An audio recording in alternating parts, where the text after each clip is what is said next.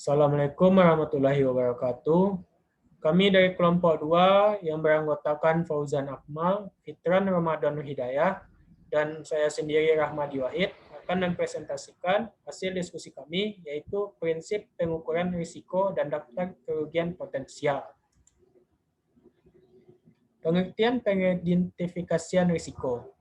Pengertian identifikasi risiko secara singkat adalah proses di mana suatu perusahaan secara sistematis dan terus-menerus mengidentifikasi properti, liability, dan personal exposures sebelum terjadinya peril. Jadi, yang diidentifikasi adalah peril yang dapat menimpa harta milik dan personil perusahaan serta kewajiban yang menimbulkan kerugian. Pengidentifikasian risiko merupakan proses analisa untuk menemukan secara sistematis dan berkesinambungan atas risiko, kerugian yang potensial yang dihadapi perusahaan.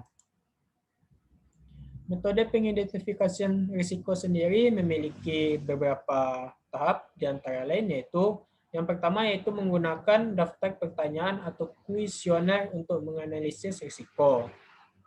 Yang dari jawaban-jawaban terhadap pertanyaan tersebut diharapkan dapat memberikan petunjuk-petunjuk tentang dinamika informasi, khusus yang dapat dirancang secara sistematis tentang risiko yang menyangkut kekayaan maupun operasi perusahaan.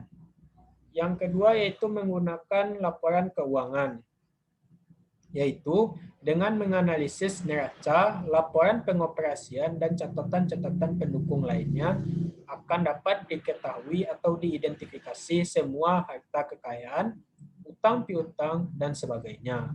Yang ketiga yaitu membuat flowchart, yakni membuat aliran barang mulai dari bahan mentah sampai menjadi barang jadi, sehingga dapat diketahui risiko-risiko yang dihadapi pada masing-masing tahap dari aliran tersebut.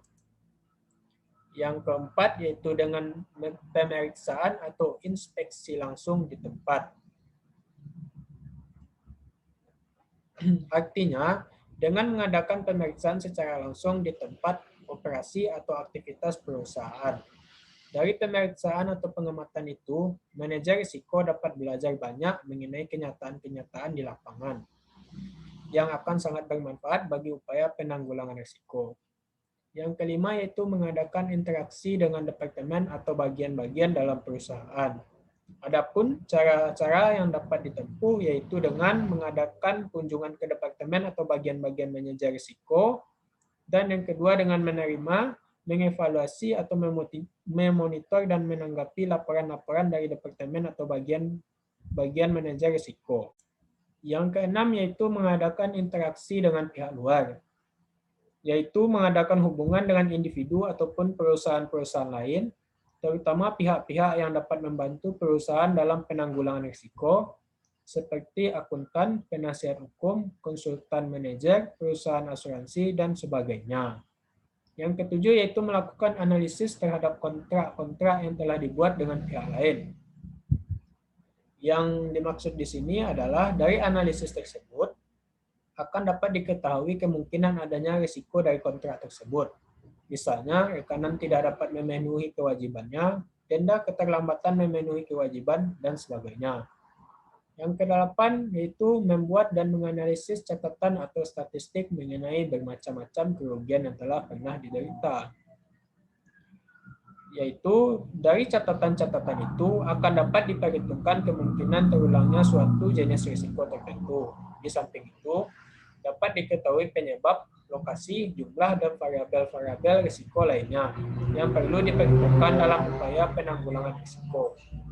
Yang kesembilan yaitu mengadakan analisis lingkungan, yakni analisis lingkungan tersebut sangat diperlukan untuk mengetahui kondisi yang mempengaruhi timbulnya risiko potensial, seperti konsumen, termasuk penyalur, pesaing, desamuan pemerintah atau biasa disebut pembuat peraturan atau perundang-undangan. Untuk melakukan pekerjaan itu, semua seorang manajer risiko dapat melakukan sendiri, menugaskan anak buahnya, atau menggunakan jasa pihak ketiga, seperti konsultan manajemen, broker asuransi, perusahaan-perusahaan asuransi, dan sebagainya.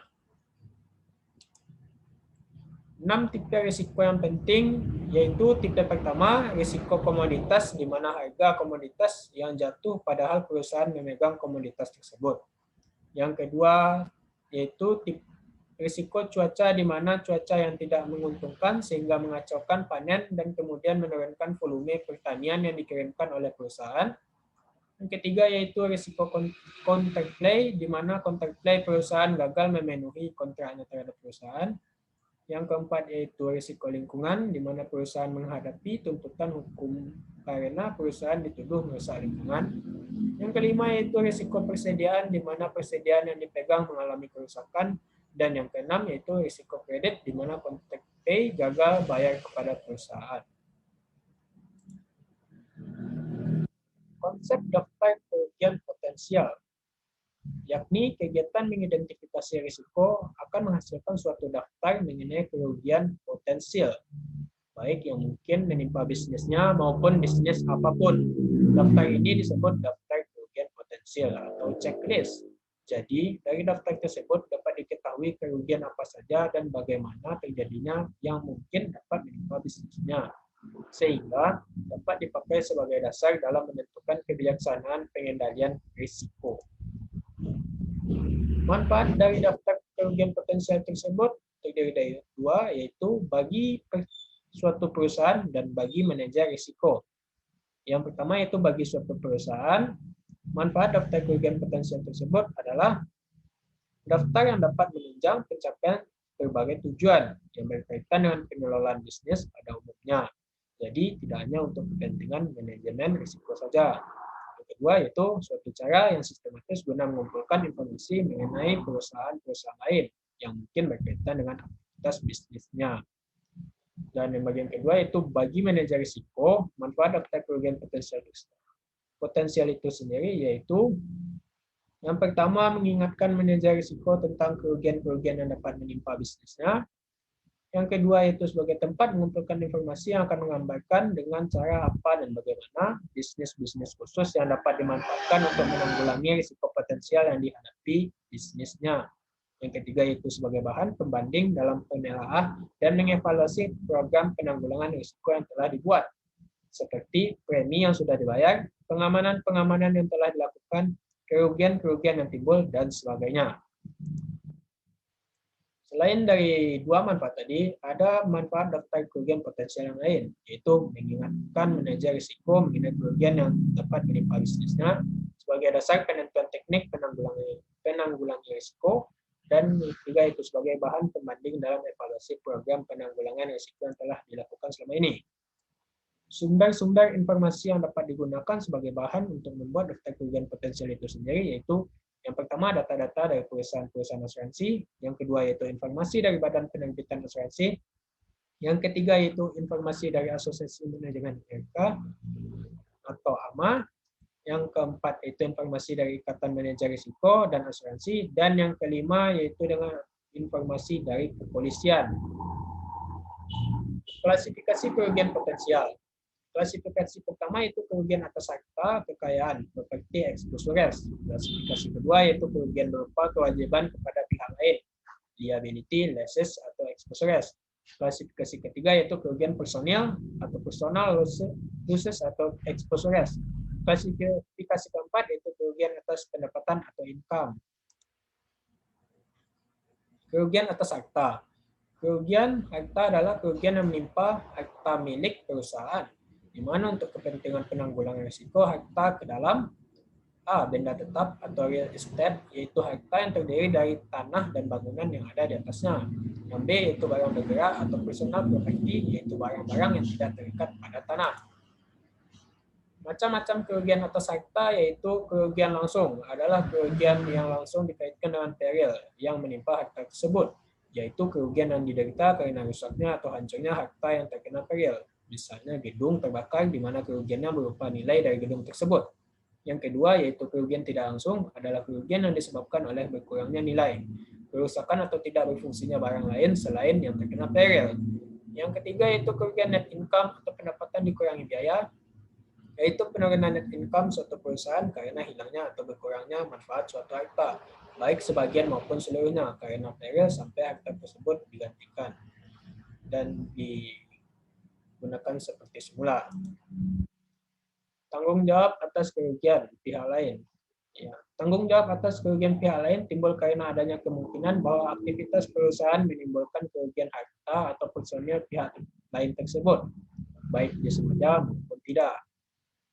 Jenis tanggung jawab yang sah ada dua, yaitu yang pertama tanggung jawab sipil atau perdata, yaitu tanggung jawab yang sah yang realisasinya dilakukan oleh suatu pihak melawan pihak lain. Dan yang kedua yaitu tanggung jawab umum atau pidana, di mana berlakunya tanggung jawab ini kepada yang bersangkutan diajukan oleh petugas pelaksanaan hukum, di mana keputusan hukumnya berupa denda atau penjara yang harus dibayarkan atau dijalankan oleh tersangka. Tanggung jawab atas kerugian personil. Perusahaan harus bertanggung jawab terhadap kerugian personil, baik yang menimpa karyawannya maupun keluarga dari karyawan yang bersangkutan.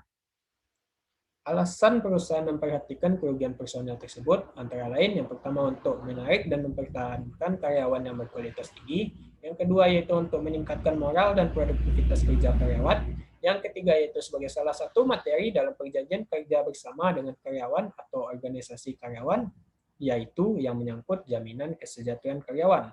Yang keempat itu memanfaatkan keuntungan yang diberikan oleh sistem perpajakan yang berkaitan dengan pemberian jaminan sosial. Yang kelima yaitu sebagai upaya untuk memperbaiki kesejahteraan karyawan di luar gaji atau upah yang diberikan. Tanggung jawab atas pendapatan. Kerugian atas pendapatan atau income dengan melihat jenis dan kondisi dari kerugian potensial. Maka seorang risiko harus selalu mempelajari dan mengevaluasi peristiwa-peristiwa kerugian yang telah diderita. Yang kedua yaitu mengikuti dan mempelajari peristiwa-peristiwa kerugian yang dilaporkan lewat publikasi-publikasi. Mungkin sekian yang dapat saya sampaikan. Materi selanjutnya akan dilanjutkan oleh teman saya Pipit. Kepada Pipit dipersilahkan. Assalamualaikum warahmatullahi wabarakatuh. Saya Fitra Ramadan Hidayah akan melanjutkan presentasi mengenai identifikasi resiko. Identifikasi resiko itu sendiri merupakan suatu proses untuk menemukan, mengenali, dan mencatat resiko, di mana dalam proses manajemen resiko, identifikasi resiko merupakan bagian yang dilakukan paling terdahulu. Selanjutnya yaitu mengenai tujuan identifikasi resiko. Adapun tujuan dari identifikasi resiko itu sendiri adalah untuk mengidentifikasi hal-hal, suatu kejadian ataupun situasi yang mungkin terjadi yang dapat mempengaruhi pencapaian dari tujuan suatu organisasi. Termasuk di dalamnya yaitu penyebab dan sumber resiko, deskripsi kejadian resiko, dan dampaknya terhadap tujuan organisasi. Analisis sekuen resiko. Berdasarkan bagan yang ada dalam slide menunjukkan bahwa api merupakan suatu sumber resiko yang pertama, di mana api menyebabkan kerugian bagi organisasi, yang kemudian ada faktor resiko yang menjadi suatu faktor untuk mempercepat atau memperbesar munculnya suatu kejadian yang tidak diinginkan atau kejadian yang merugikan suatu organisasi. Faktor resiko tersebut diibaratkan seperti minyak tanah yang ditaruh di dekat kompor, di mana situasi tersebut akan meningkatkan kemungkinan terjadinya kebakaran. Nah, jika terjadi kebakaran, maka gedung tersebut akan terbakar. Dengan kata lain, gedung tersebut menghadapi eksposur terhadap resiko kebakaran yang kemudian akan terjadi kejadian yang tidak diinginkan, yaitu kebakaran yang menyebabkan kerugian terhadap organisasi. Mengidentifikasikan sumber-sumber resiko, di mana terdapat beberapa sumber resiko yang perlu untuk diketahui dan diidentifikasi sebagai langkah dalam penanganan resiko. Adapun sumber resiko yang pertama yaitu dari sumber politik, yang kedua yaitu lingkungan, yang ketiga yaitu perencanaan, yang keempat pemasaran, yang kelima ekonomi, yang keenam keuangan, yang ketujuh alami atau natural, yang kedelapan adalah proyek, yang kesembilan teknis, yang kesepuluh manusia, 11 yaitu kriminal, dan 12 keselamatan atau safety. Hal yang akan dibahas selanjutnya yaitu mengenai teknik identifikasi resiko. Digunakan beberapa teknik identifikasi resiko. Yang pertama yaitu ada survei, merupakan suatu metode wawancara yang biasanya dilakukan secara terstruktur dan melibatkan banyak orang. Yang kedua ada insiden analisis. Maksud dari insiden itu sendiri merupakan resiko yang sekarang telah terjadi, di mana dilakukan pencatatan insiden dalam daftar untuk kemudian dilakukan analisis dari akar penyebab insiden untuk secara berkala dijalankan laporan analisis untuk mengidentifikasi suatu resiko. Yang ketiga ada direct observasi, merupakan teknik yang cukup sederhana digunakan biasanya di tempat kerja oleh staf yang mungkin mengamati situasi dan bahaya yang beresiko secara teratur yang kemungkinan dapat terjadi. Selanjutnya ada metode fault tree analysis. Metode ini merupakan metode yang cukup mirip dengan brainstorming, di mana metode ini digunakan untuk mengidentifikasi dan menganalisis faktor apa saja yang dapat berkontribusi dari suatu peristiwa yang tidak diinginkan dalam perusahaan. Selanjutnya yaitu ada skenario analisis, merupakan metode yang berkaitan dengan metode Swift, di mana skenario merupakan cerita pendek atau deskripsi mengenai situasi bagaimana peristiwa di masa sekarang dan masa yang akan datang dapat berubah. Selanjutnya ada checklist. Checklist ini merupakan identifikasi resiko yang berisi daftar biaya, resiko atau kegagalan kontrol yang telah terisi sebelumnya, yang biasanya dikembangkan dari pengalaman, baik secara hasil dari penilaian resiko sebelumnya, atau sebagai akibat dari kegagalan insiden di masa lalu. Selanjutnya yaitu struktur what if technique, merupakan suatu metode yang berbasis tim secara sistematis di mana fasilitatornya biasanya menggunakan sekumpulan kata atau ungkapan untuk merangsang peserta untuk dapat mengidentifikasi resiko. Selanjutnya ada interview, merupakan suatu wawancara yang dilakukan secara terstruktur di mana biasanya orang yang diwawancarai diberi serangkaian pertanyaan yang siap untuk mendorong orang tersebut untuk menyajikan perspektif mereka dalam mengidentifikasi resiko. Selanjutnya yaitu ada brainstorming, merupakan suatu metode yang melibatkan sekelompok orang yang bekerja sama untuk mengidentifikasi potensi dari suatu resiko. Yang terakhir yaitu ada bowtie analysis, merupakan suatu metode yang menggunakan diagram untuk menggambarkan, menghubungkan, atau menganalisis jalur suatu resiko. Demikianlah presentasi yang dapat kami sampaikan. Kurang dan lebihnya kami ucapkan mohon maaf. Kami akhiri. Assalamualaikum warahmatullahi wabarakatuh.